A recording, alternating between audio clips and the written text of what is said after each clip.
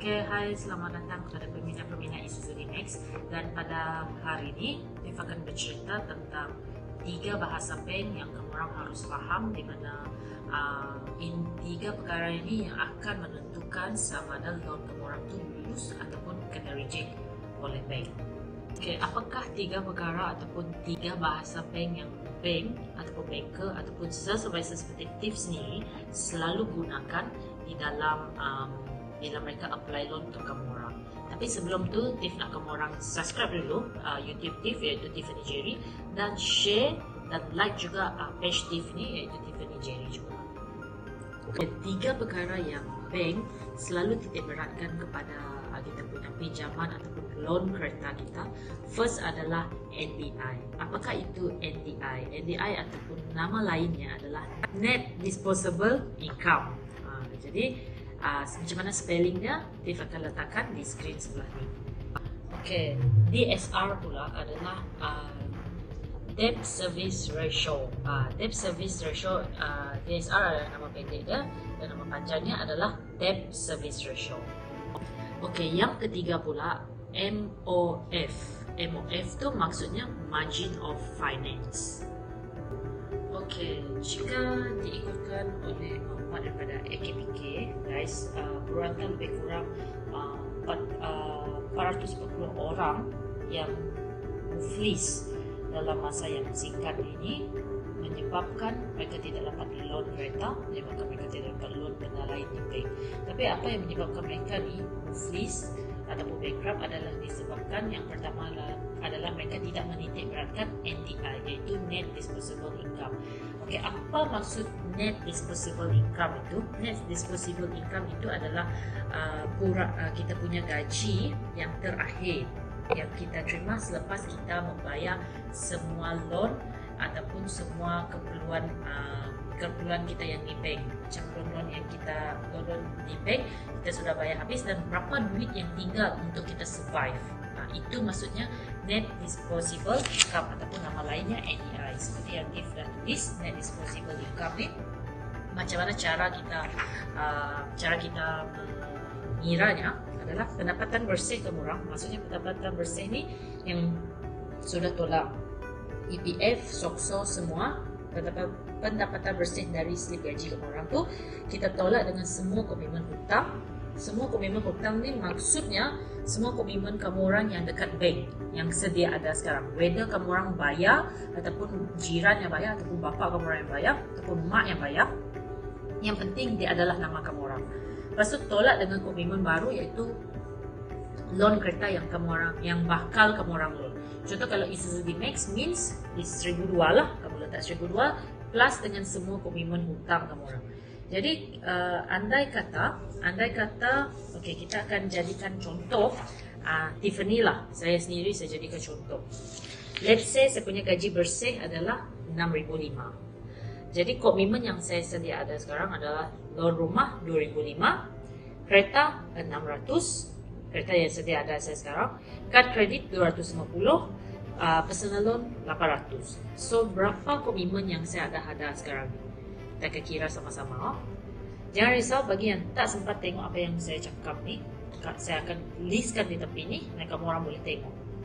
So first adalah 2,500 adalah rumah saya, kereta saya adalah 600, kereta saya sekarang tambah dan assume lah yang saya tidak trade in kereta itu. Lepas tu kad kredit saya 250, personal loan saya 800. So semua komitmen saya adalah 4,150. Okey. Jadi 4,150 ni kita tulis dulu, 4,150 komitmen saya sekarang ni, plus dengan saya punya Isuzu yang akan datang. Contoh 1,100 saya beli yang paling low spec lah, 1,100. So semua komitmen saya adalah 5,250. 5,250. Jadi pendapatan bersih saya tadi 6,500. 6,500 kita tolak dengan 5,250, maksudnya semua komitmen yang saya bakal bayar dan yang saya sudah bayar sekarang. So gaji saya tinggal 1,250. Pendapatan bersih selepas kita tolak semua loan adalah kita punya NDI. Faham maksud NDI ni sekarang? So saya punya pendapatan bersih adalah 1,250. Adakah bank akan setuju kalau melihat 1,250? Bergantung dengan di mana kamu orang tinggal. Kalau kamu orang tinggal dekat bandar adalah 1,500, NDI kena tinggal 1,500. Tapi kalau kamu orang dekat luar bandar, NDI kamu mestilah 1,000. Kalau saya tinggal dekat luar bandar, maksudnya saya masih mampu untuk loan Isuzu D-Max sebab saya punya NDI adalah 1,250. Faham ke faham? Okay, yang kedua pula DSR. Apa maksud DSR ni guys? Okay, DSR ataupun nama lainnya seperti yang David jual tadi adalah Debt Service Ratio. Maksudnya adalah berapa peratus hutang kamu orang tu yang di bank. Mungkin kamu orang macam keliru lah, apa maksud DSR ni semua kan. Okay, let's say kan macam Tiffany tadi, loan kereta saya adalah, loan rumah saya adalah 2,500. Kita buat lagi, loan rumah adalah 2,500, kita tambahkan kereta yang ada sekarang adalah 600, kan kredit saya adalah 250 dan personal loan saya adalah 800. So semua tadi adalah 4,150 tambah dengan saya punya bakal hutang iaitu Isuzu D-Max saya iaitu 1,100. Anggap saja kita ambil full loan tanpa deposit. So semua hutang saya adalah 5,250 kan. Jadi formulanya macam ni. Hutang 5,250 tu kita bahagikan dengan kita punya gaji bersih. So hutang bahagi dengan gaji bersih, saya punya NDI sudah melebihi 80% daripada gaji bersih saya. Maksudnya semakin tinggi DSR kita tu, semakin tak luluslah loan kamu orang tu. Potensi untuk lulus tu sangat-sangat rendah. Sebab kita punya hutang berbanding dengan kita punya gaji bersih tidak setimpal dah. DSR yang paling bagus adalah di antara 30 hingga 40%. Kalau 60% tu dikira sangat dah tahap tinggi lah. 80% apatah lagi. Jadi cuba kamu orang kira DSR kamu orang. Semua komitmen kamu orang dekat bank, termasuk dengan hutang yang bakal kamu orang loan. Lepas tu kamu orang bahagikan dengan kamu orang punya gaji bersih.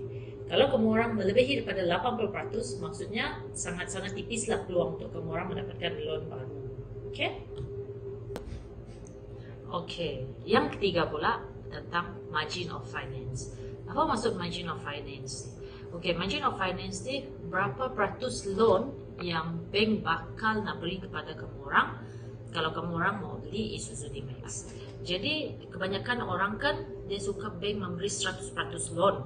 Itu maksudnya margin of finance, maksudnya tidak ada deposit pun dari pihak dia ataupun dari pihak customer sendirilah. Dan selalunya ini kalau kita 100% memberi loan kepada customer dari pihak bank, dia adalah salah lah. Sekurang-kurangnya anda harus mengeluarkan 10% down payment supaya meringankan beban kamu orang untuk membayar bulanannya setiap bulan. Dan mungkin ada di kalangan kita, kalau saya tidak ada duit simpan sebanyak tu, bolehkah saya loan 100% loan? Jawapannya ya dan tidak, depend dengan gaji kamu orang. Okay, jadi saya terangkan macam mana bank mengira margin of finance. Okay, saya bakal letak dekat sini.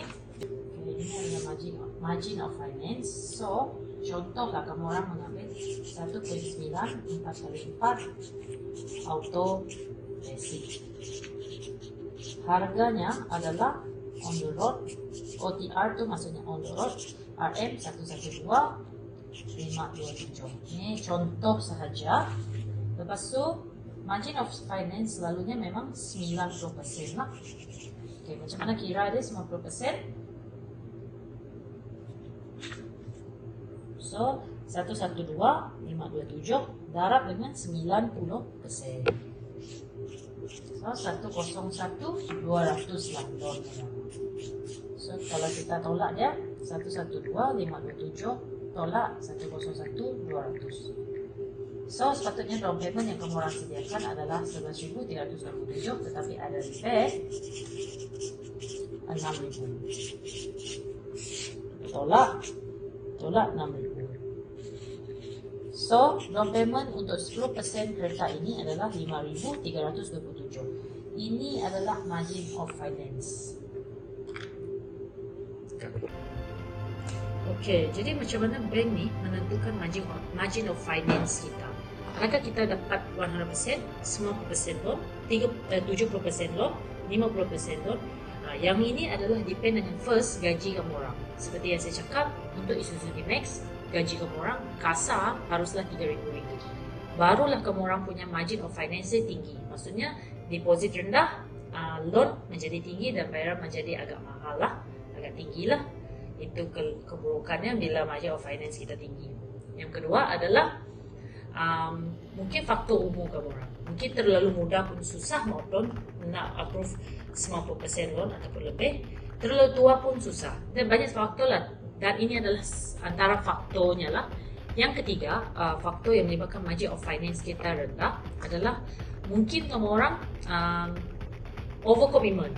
Seperti yang saya cakap, kamu orang punya komitmen tu lebih tinggi daripada gaji bersih kamu orang tadi. Kemungkinan margin of finance bank akan bagi rendah supaya bulanan dia menjadi rendah. Bukan saja-saja dia meminta down payment. Janganlah kamu orang suka cakap, oh salesman ni mau tipu saya lah, mau nampak deposit. Selagi deposit tu di bank in kepada dealer, salesman tu bukan menipu kamu orang. Melainkan kamu orang sendiri rela, sukarelawan memberi deposit tu kepada bank account salesman sendiri. Itu adalah salah anda sendirilah. Sepatutnya kamu orang bank in kepada dealer, nama dealer. Okey, yang keempat adalah kemungkinan kamu orang tidak pernah ada loan sebelum ini.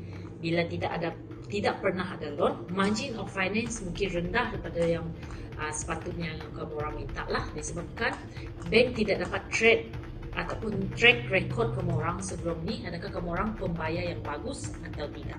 Empat ini adalah antara sebab kenapa margin of finance kamu turun. Nanti akan explain lagi di next video.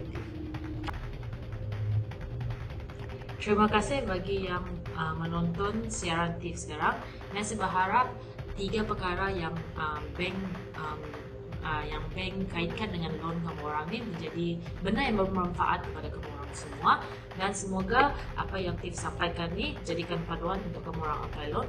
Kalau let's say kamu orang masih juga tak faham apa yang TIF cakap ataupun masih ragu-ragu dengan kelaikan, just WhatsApp ataupun PM TIF, PM tepi di inbox TIF. TIF akan letak link TIF dekat bawah ni, atau kamu orang just pergi je page TIF. TIF memang 24 hours ada dengan kamu orang. Okay, thank you. Bye.